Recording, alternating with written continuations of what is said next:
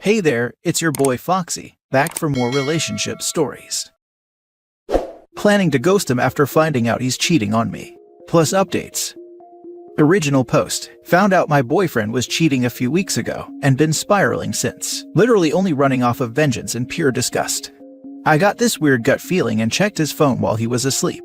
Those 20 minutes locked in the bathroom felt like years, and the shame keeps me from talking to anyone about it. I moved across the country to be with him, so I'm all alone. No friends or family here. He woke me up the next morning with kisses and breakfast, and has been doing so a lot lately. Probably the guilt. He even bought me flowers for the first time ever, after me hinting at wanting them for years. He thought my quiet crying was out of happiness. He even brought up buying a house for us, something with enough space for potential future children. I'm still going through the motions, making his breakfast and protein shake every day, packing his lunch, making sure dinner is almost ready when he comes home from the gym. What makes me the angriest is that I really genuinely thought he wouldn't do something like this. He watched his father cheat on his mother and fathered children out of their marriage, all while she struggled with infertility her entire life and never had her own. My partner isn't her biological son. She dedicated her life to the two of them and passed away of ovarian cancer shortly before we met. Sometimes I think about whether she regretted staying with her husband or not. We have a small shrine in her honor, and something makes me look at it and expect guidance. I love the man she raised, and hate the one her husband did. But they're both him, and he's a grown man and more than capable of self-control, so I decided to walk away. Next week, my car will be picked up and shipped back home, and I got first-class tickets for me and my dog on his dime.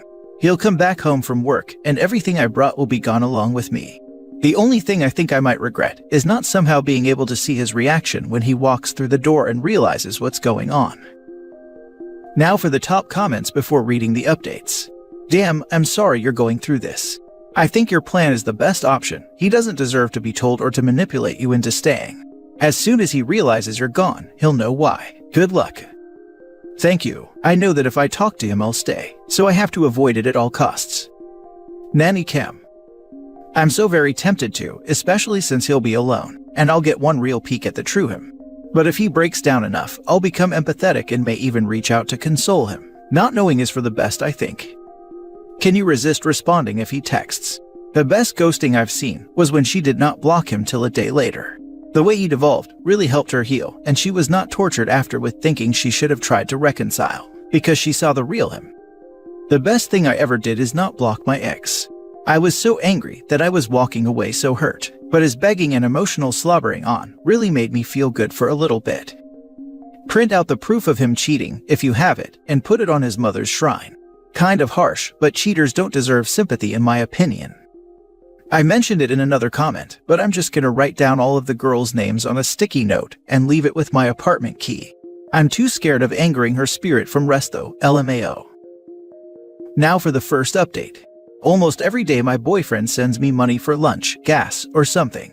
I thought he was just really kind. Turns out he was cheating, and giving me money made him feel less guilty, as if he didn't beg me to move across the country with him where I know no one.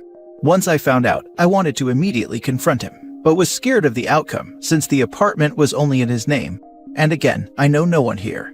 Now I just save every dime of what he sends to be able to pay for the $3,000 moving fees to go back home, without hurting my own pocket too much. Breaking my heart, destroying my ability to trust, and scaring me off from men I can handle, but messing with my finances. No, never. The transport company is coming next Wednesday to take my car, and my plane tickets for me and my dog have been bought.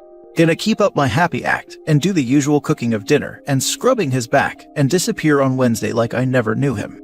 It's the only form of revenge I could do that wouldn't haunt me. Good riddance. Edit, a few asked for details. There's 7+ other women, everything he told them was a lie. Name, age, height, city, and occupation. All of it.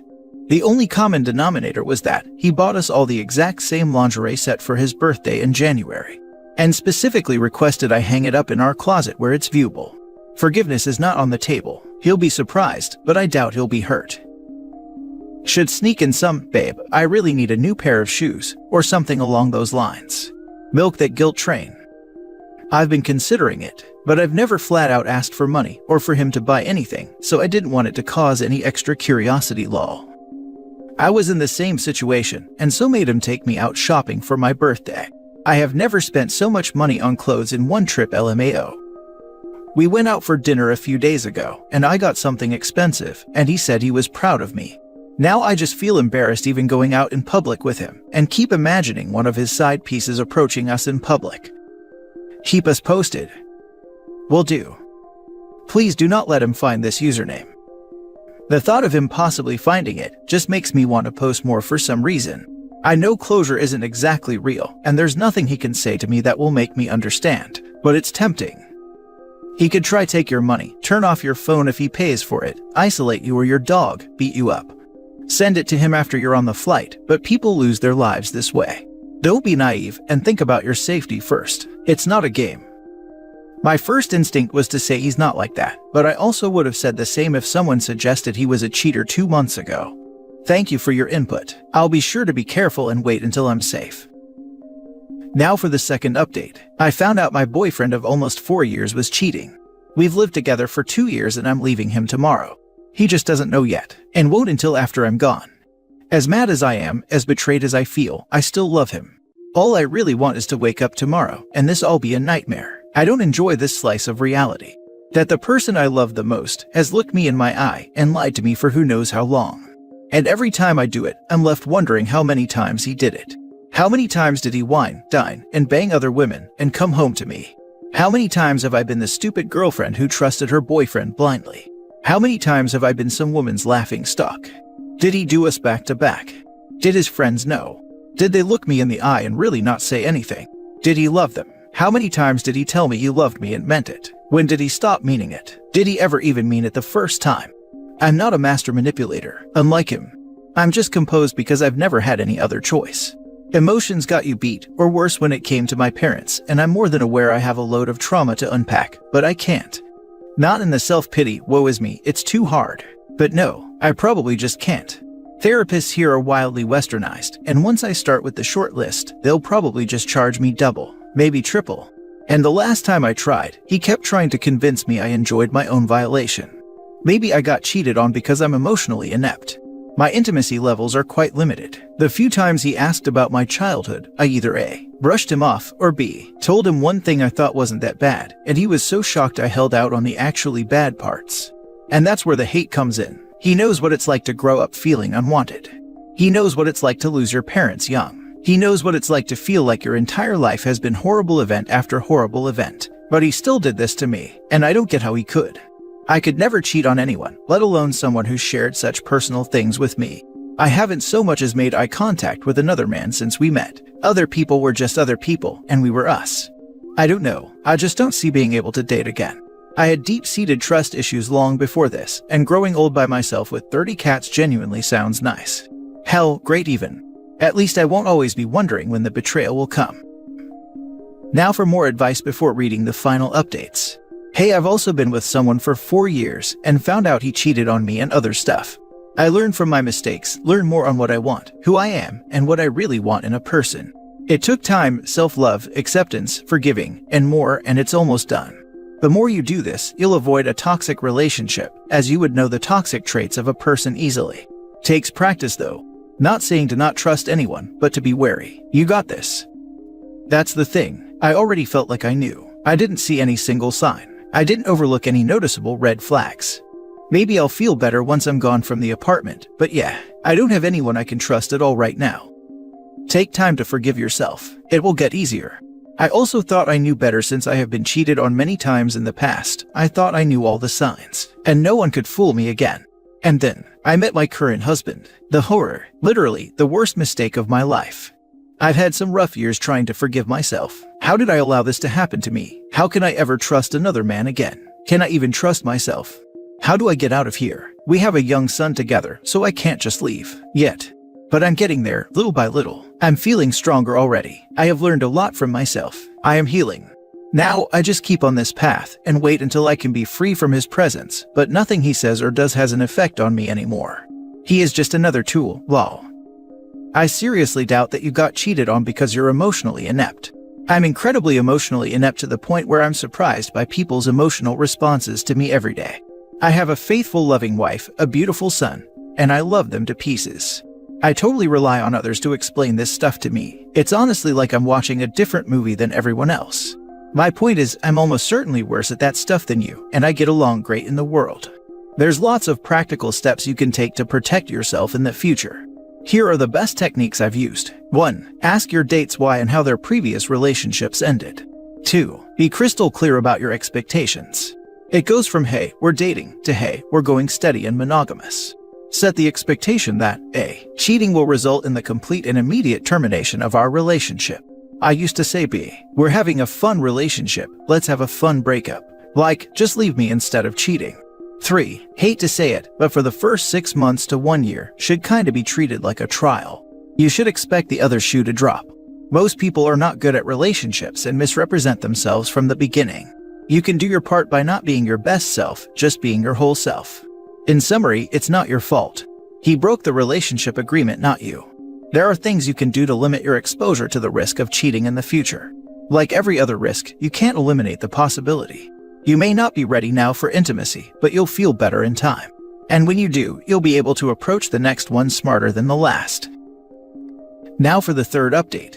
Transport company came and picked up my car, sold whatever big furniture I brought for low prices, took his dog to the park and played with him a bit, got him a dog cupcake and took him back to the apartment. Movers started coming for the rest of my stuff, and I hadn't prepared for our property manager, thinking we were both moving out and we hadn't given them the required vacancy notice. She came to talk to me right as my Uber was coming, and I told her what was going. Unfortunately, they had already called him, because only his name on the lease. He's called and texted me a few times, but I haven't replied. His workday won't be over for a couple more hours. I left my apartment keys and anything he's ever bought for me that I hadn't sold already. Didn't feel like taking that stuff with me. While packing, I remembered we bought a pet camera that shoots treats on the entertainment center, and turned it back on. I promised myself I'll disconnect from it by midnight tomorrow, but I have my own predictions about how he'll react, and I just gotta know for sure. Yeah, it's messed up. Sue me lol. I actually forgot to leave a note and was running out of time before my Uber came and just left the lingerie set he was so obsessed with on the bed. He'll figure it out eventually, or not. I'm at the airport now with my dog and just waiting on my flight. I wish I could say that I feel free, but I don't. Just tired. Thank you all for the well wishes, and thank you more to all of the other women who reached out with similar stories. I think I might have caved and stayed if you all hadn't. What did he say on the text when they informed him that things were being moved out? Just that he got a call from property management and asked if I ordered something big and if anything was going on. Please update with what you see on the pet cam when he comes home. You're strong. Update, I turned it on for about 10 minutes after I got back to my home and unpacked. He wasn't there, but everything was a mess. There was a hole in the wall, furniture flipped over, papers everywhere. The kitchen looked like a tornado went through it. I deleted all of my other social media accounts but didn't block his number. The first 2 days, he called me over 200 times. Lots of novel-like text messages, and him admitting to some things I didn't even know about yet. Quite a few calls from his dad and friends too. I didn't reply to any of them. Yes, let him sit in his own destruction. I love this for you, and I am so happy that you were able to leave this toxic situation. You're doing great. Thanks for the update. It doesn't record. That's too bad. Did you ever leave that hint for him that you knew? Basically so he knows that you know. If not, hear me out here, and you are on good terms. You might consider texting his dad. Say something to the effect of, "Dad was nice to you and you regret not saying goodbye, but you have absolute proof that X has been cheating on you for at least X years, with at least 7 different women. That it saddens you he chose to sacrifice your relationship, potential children, and a happy life together in favor of his lies and dishonesty. And that continuing contact with anyone associated with him is too painful, and you'll be blocking all their numbers now. Wish him well in life." If you like the dad, this serves several important purposes. A. Lets them know you aren't kidnapped or something, so they can't reasonably report you missing to police. B. Gives you some closure there if you want it. C. Informs dad of the situation and why, so son can't claim innocence and spin you as the bad guy. D. Reminds dad that life is short and that due to his son's selfishness and cruelty, that means no grandkids. Also reminds dad that his son is a piece of turd. E. If you're lucky and dad is a moral man, may even turn dad against son and further isolate your idiot ex. Possibly consider just a few similar direct texts to friends you were on good terms with. F. These are a few heartfelt messages, friend to friend with the truth, and saying goodbye, direct to the people. further isolating the ex and taking away his ability to feign innocence and call you crazy or vindictive as you didn't do it publicly on Facebook or something similar. You choose whether to actually block or not, but don't respond further. G. If you choose not to block based on their responses, you can find out who knew and who didn't based on who tries to gaslight you to come back. This may be useful for helping judge people in the future. Good luck, and I admire your strength. His dad is an even bigger piece of turd than he is, and probably contributed to his wife's death. I have no interest in reaching out to him or any of the people we mutually knew, but thank you.